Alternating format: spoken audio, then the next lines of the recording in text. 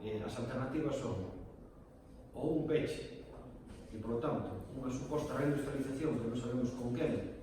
nin onde, sobre a base de a perda definitiva dun sector estratégico como o aluminio e de moitos postos de traballo onde efectivamente o gasto será maior do Estado. Por lo tanto, gasto tamén se vai dar nese outro suposto. Agora, os parámetros da legalidade están no informe, e agora non me acordo en que página, porque página da explicación que deu Carlos, está no informe explicado en que parámetros son os que se utilizan neste tipo de operación, que son legais. Aí a cuestión aí é que isto todo, bueno, deixa de ser unha construcción un pouco artificial, pero aquí utiliza a Comisión Europea do Tribunal de Justicia, aplica unha especie de test que o que lle chaman o test OEM, no acrónimo galego, que é operador en condicións normais de mercado, ou o MEI en inglés, que é Market Economy Investor Price. Bueno, pues entón, aquí o Estado actúa da forma en que o tería feito un investidor privado, no risco que asume, na rendibilidade esperada da operación, no prazo para obter esa rendibilidade, na que logo tamén se recoñece que cando o Estado realiza unha destas operacións non pode ser comparado con un investidor privado que busca un rendimento a curto prazo, unha especie de operacións destas, non sei como chaman, de carteiras, non sei como lle chaman, non sei.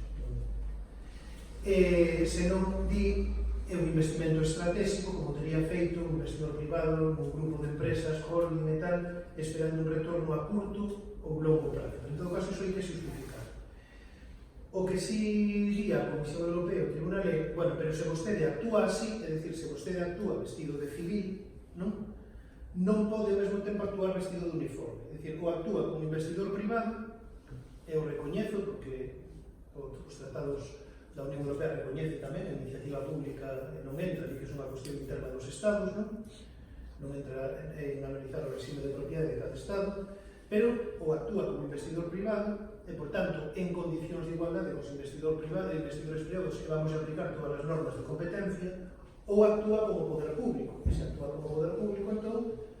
digamos que vamos a aplicar outro capítulo do manual. Vamos ver se é unha axuda pública, entón, en que condicións esta axuda pode ser declarada compatible co mercado interior.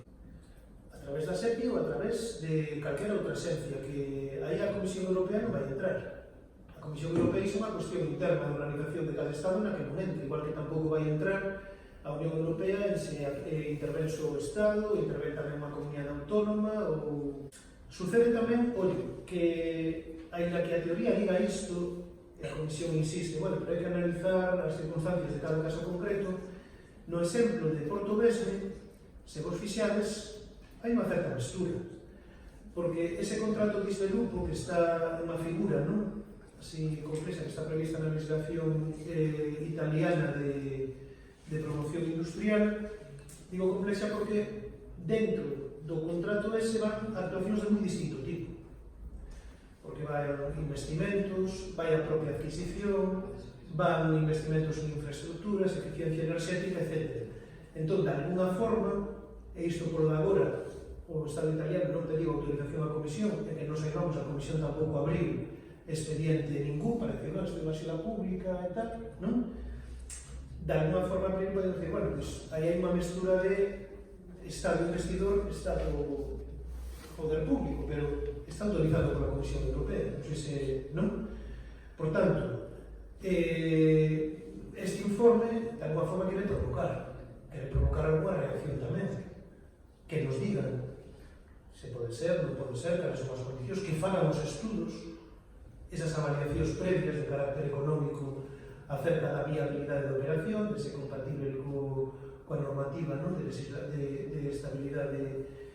orzamental, etc., para facer algo. Eu creo que o que non debe ser é esta especie de peloteo que asistimos entre o Goberno Central e a Xunta.